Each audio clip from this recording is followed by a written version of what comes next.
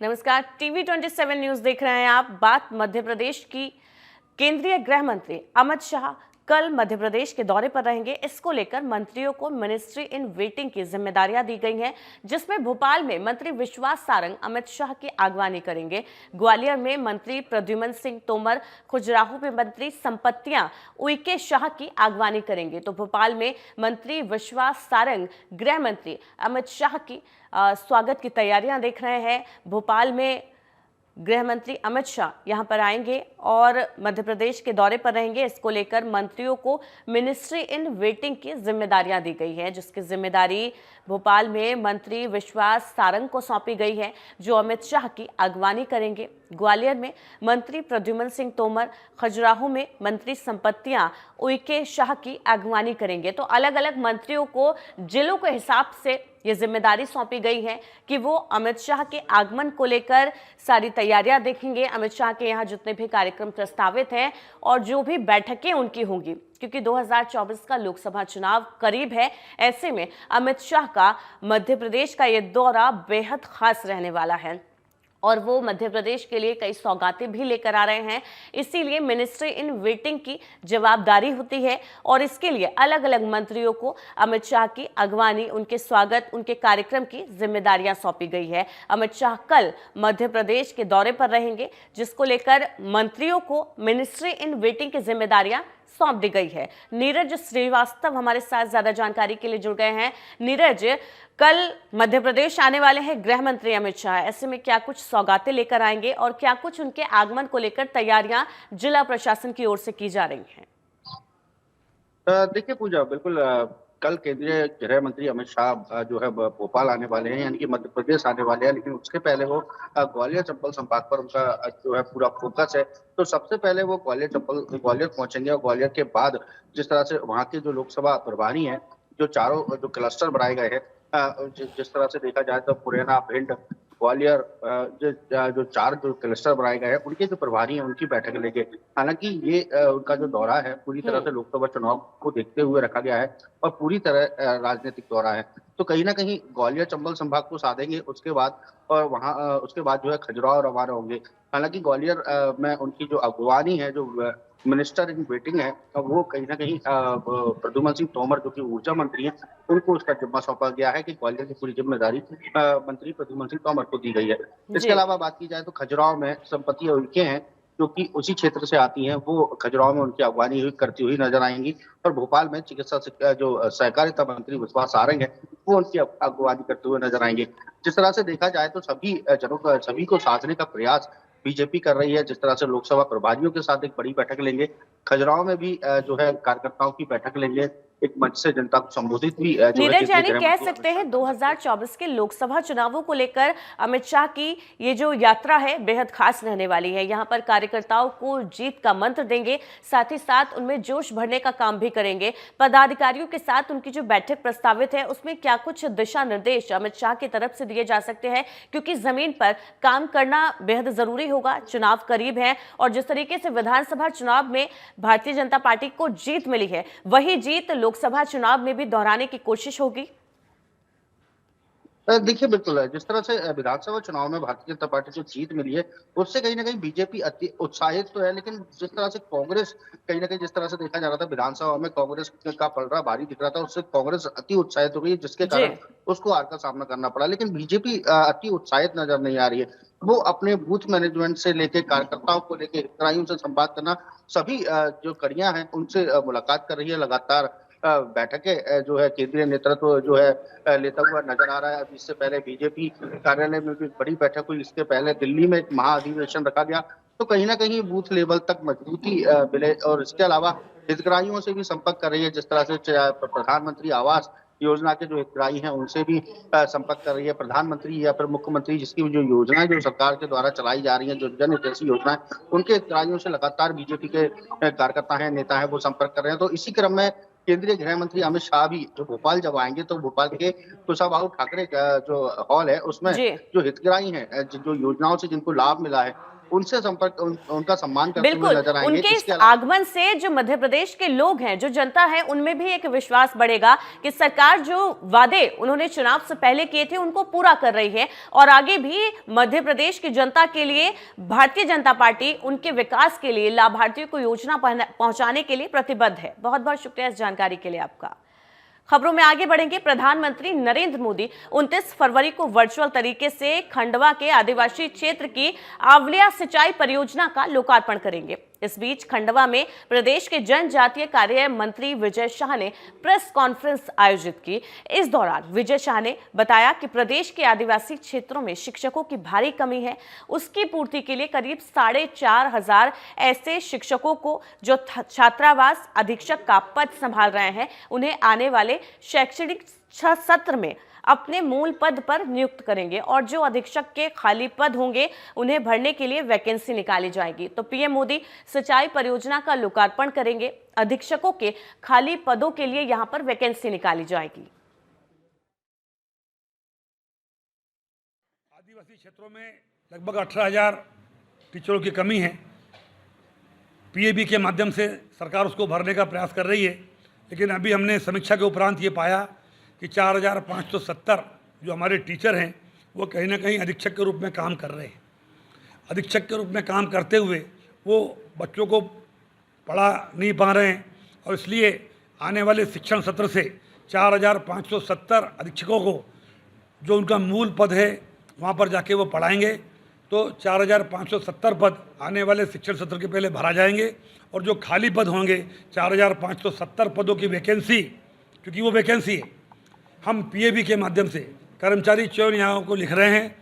आने वाले सत्र में शुभारंभ के पहले उनका चयन करें। मध्य प्रदेश के शिक्षित बेरोजगारों के लिए आने वाले समय में ट्राइबल डिपार्टमेंट 4,570 पद की वैकेंसी निकालने जा रहा है और उसमें जो महिला बच्चा विकास, MSW, नर्सिंग, बच्चों के मनोविज्ञान, ऐसे विषय के ग्रेजुएट को प्राथमिकता दी जाएगी ताकि बच्चों के मनोविज्ञान को समझ करके जो खेल के एक्सपर्ट।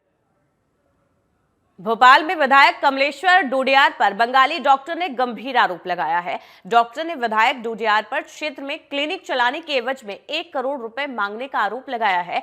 पैसे नहीं देने पर पुलिस और एसडीएम के साथ क्लिनिक पर कार्रवाई करने की बात कही जा रही है, जिसको लेकर पीड़ित ने एक वीडियो जारी कर अपनी आपबीती सुनाई है। लेकिन टीवी 27 न्यूज इस वीडियो की पुष्टि नहीं करता। सोशल मीडिया पर यह वीडियो तेजी से वायरल हो रहा है, जिसमें डॉक्टर विधायक कमलेश डोडियार पर गंभीर आरोप लगा रहा है। क्लिनिक खोलने के एवज में 1 करोड़ रुपए की मांग की गई है। यहां पर विधायक द्वारा इस तरीके के आरोप डॉक्टर द्वारा लगाए जा रहे हैं।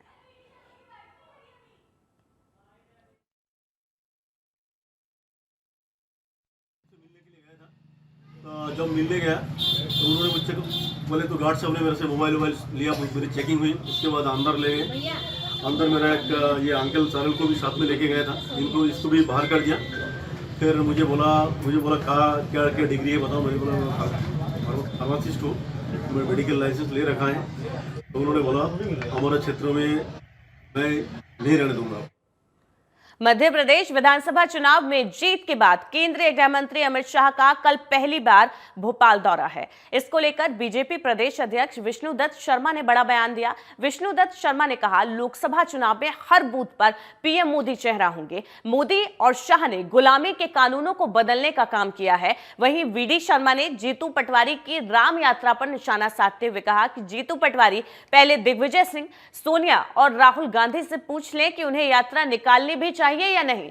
तो बीजेपी प्रदेश अध्यक्ष विष्णुदत्त शर्मा का यह बड़ा बयान सामने आया है। उन्होंने कहा है, हर बूथ पर प्रधानमंत्री नरेंद्र मोदी और गृह मंत्री अमित शाह नेतृत्व करेंगे। उन्हीं का चेहरा होगा क्योंकि जनता उन पर भरोसा करती है और वो भारतीय जनता पार्टी के प्रमुख है।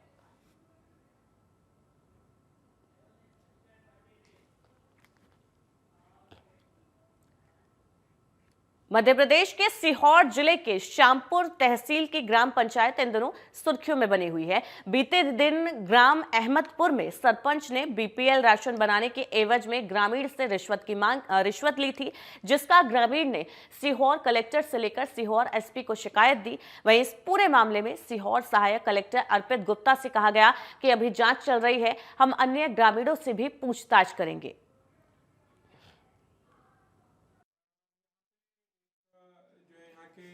निवासी हैं, इन्होंने कंप्लेन दर्ज कराई थी कलेक्ट्रेट में हमारे जो है जन सुनवाई के दौरान कि इनसे सरपंच द्वारा 5,000 रुपये मांगे गए थे बीपीएल कार्ड बनाने के लिए।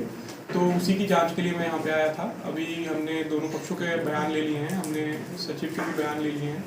अब हम जो है 1-2 और लोगों को बुला करके बयान लेंगे गाँव से, फिर हम जो है किसी नतीजे पर पहुँच। मध्य प्रदेश सरकार के कौशल विकास रोजगार आवास मंत्री गौतम टेटवाल सुबह सुबह अचानक अपने विधानसभा क्षेत्र के सारंगपुर में बुनकरों के बीच पहुंच गए। इस दौरान गौतम टेटवाल ने बुनकरों से उनकी समस्याओं के बारे में जानकारी ली और उनके लिए रोजगार के क्षेत्र में क्या अच्छा किया जा सकता है, इसको लेकर उनसे बातचीत की।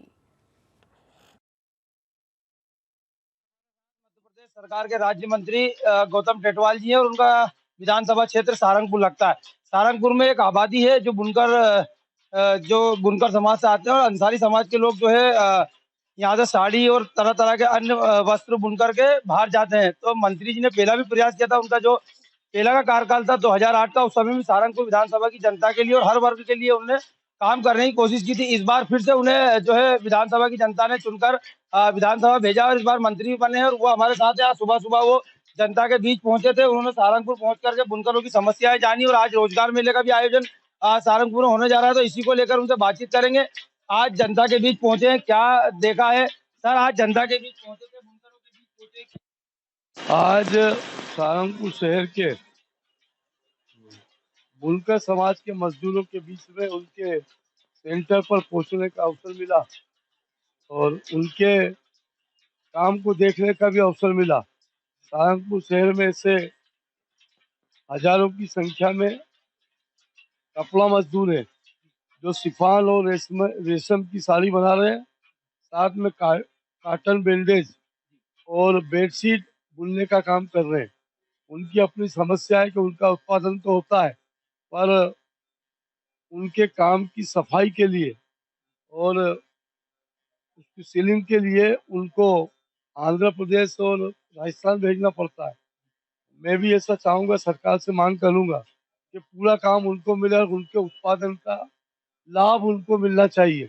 उनके उत्पादन का पर्याप्त लाभ नहीं मिल रहा और यहाँ के जो कॉन्ट्रैक्टर हैं, जो बड़े वो जो जिनका हैंडलूम चल रहे हैं, वो उनको भी पर्याप्त लाभ नहीं मिल रहा।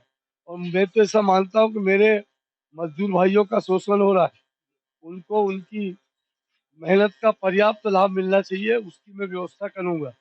साथ में इन सब मजदूरों से ये भी चाहूँगा जो ये प्रशिक्षण केंद्र चला रहे हैं, ये बहुत बढ़िया साड़ी मुझे अभी दिखाई गई है, शिल्पी की साड़ी, और इस साड़ी में अभी और काम होना है। तो ये साड़ी यहाँ से बता रहे हैं कि जयपुर जाएगी, और ये जो मजदूरों को 300-600 रुपये मजदूरी मिलती है, लगातार 8 घंटे हमारी बहनें और हमारे भाई मजदूर काम करते हैं पर पर्याप्त लाभ नहीं मिल पाता। 300-350 रुपया मजदूरी मिलती 10 घंटे काम करने के बाद। तो उनको उनकी लेबर का, उनके प्रशिक्षण का भरपूर लाभ मिले।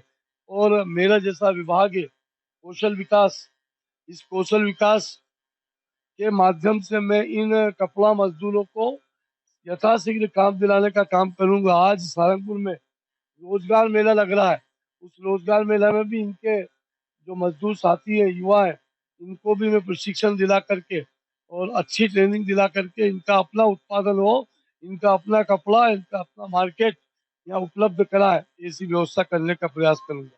अब ये तो चकला चलाने में देख रहा हूँ, मेरे भाई लोग हैं यहाँ, मेरे मजदूर है और मुझे सिखा रहे हैं और सीखने की कोई उम्र नहीं होती। तो चकला चला के चरखा चलाया, चकला नहीं चरखा, चरखा चला के बापू ने भी चरखा चलाया था।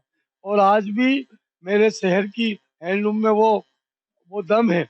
ऐसी पहचान बनी थी कि मेरे शहर में 1 मीटर कपड़ा माचिस की पेटी में बंद हो जाता था, वो कला सारंगपुर में थी।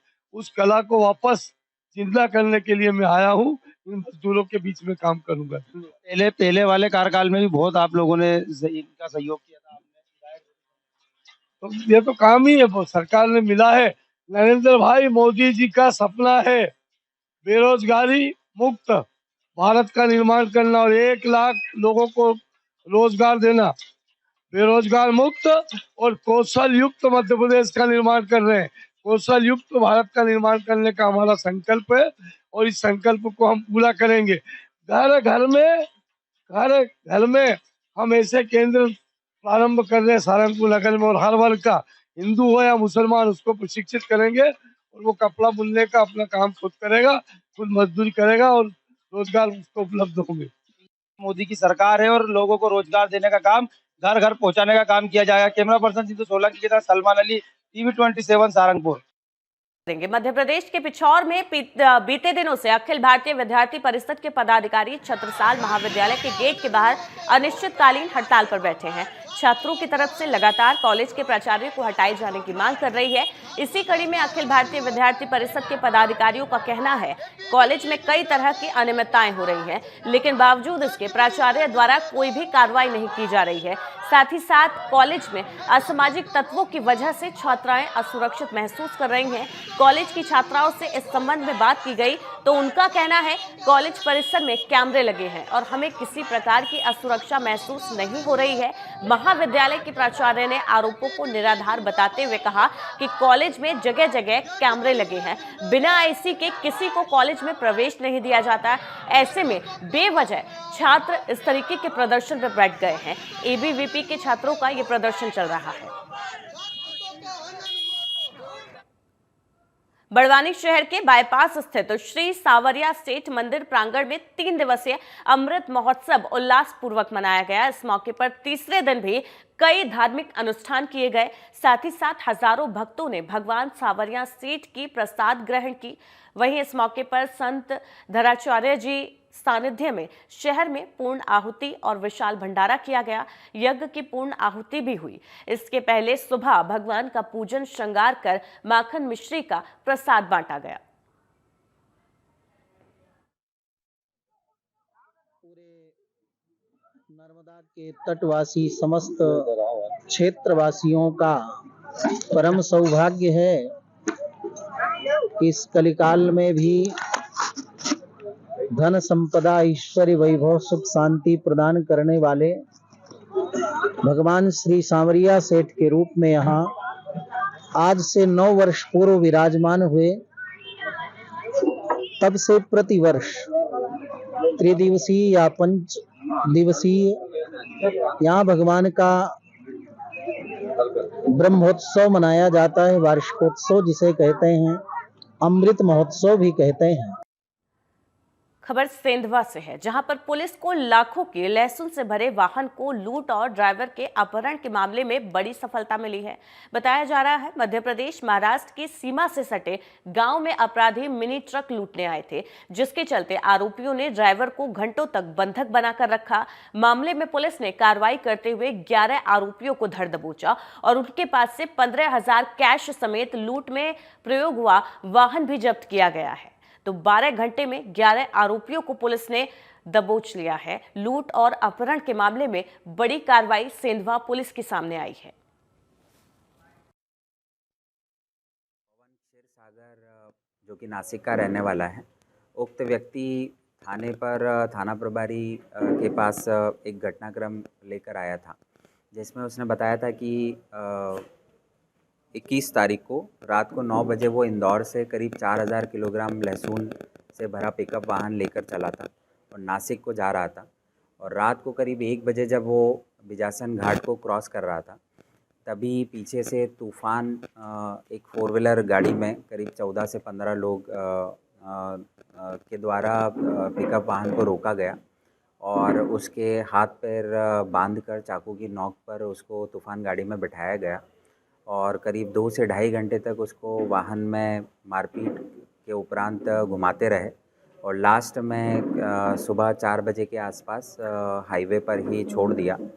और जब उसने देखा कि उसके पास मोबाइल फ़ोन तो मौजूद था, लेकिन 4000 किलोग्राम की जो लहसुन वो इंदौर से नासिक ले जा रहा था और पिकअप वाहन जिसमें वो ले जा रहा था वो मौजूद।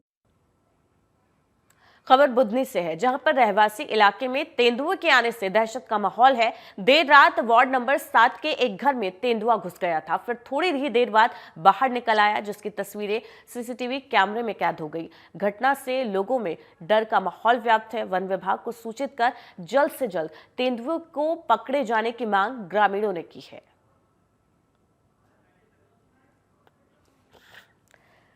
तो बुधनी से एक खबर सामने आई है जहां पर एक गांव में देर रात तेंदुआ एक घर में घुस गया था। हालांकि थोड़ी ही देर बाद घर से बाहर तेंदुआ निकल आया, जिसकी तस्वीरें सीसीटीवी कैमरे में कैद हो गई है। लोगों में डर का माहौल बना हुआ है। वन विभाग को सूचित किया गया है और साथ ही साथ अपील की गई है कि जल्द से जल्द तेंदुए को पकड़ा जाए ताकि ग्रामीणवासी सुरक्षित रह सके।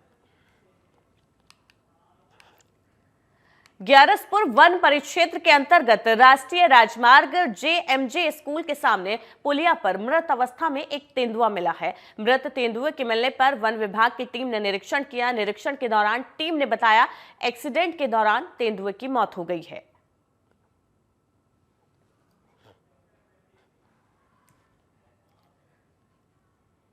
रीवा में प्रदेश के डिप्टी सीएम राजेंद्र शुक्ल ने 2 दिवसीय संभागीय कैंसर शिविर का शुभारंभ किया। बताया जा रहा है प्रशासन और इंदौर कैंसर फाउंडेशन ने रीवा में 24 और 25 फरवरी को कैंसर शिविर का आयोजन किया। शिविर में रीवा संभाग के सभी जिलों के मुख्य कैंसर और स्तन कैंसर के हजारों संभावित रोगियों की जांच कर उपचार की निःशुल्क सुविधाएं दी जा रही है। कैंसर महाशिविर का आयोजन cancer foundation Indore doctor Dharkar ji ने जिसकी स्थापना की थी, यहाँ पर आयोजित हुआ है।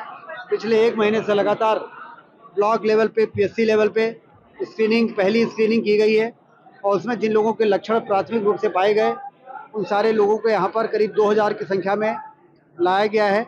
उनकी फाइनल स्क्रीनिंग हो रही है और उसके बाद जब ये पाया जाएगा कि इनके अंदर कैंसर है तो फिर उनको कहाँ ले जाना है ये डॉक्टर की टीम तय करेगी।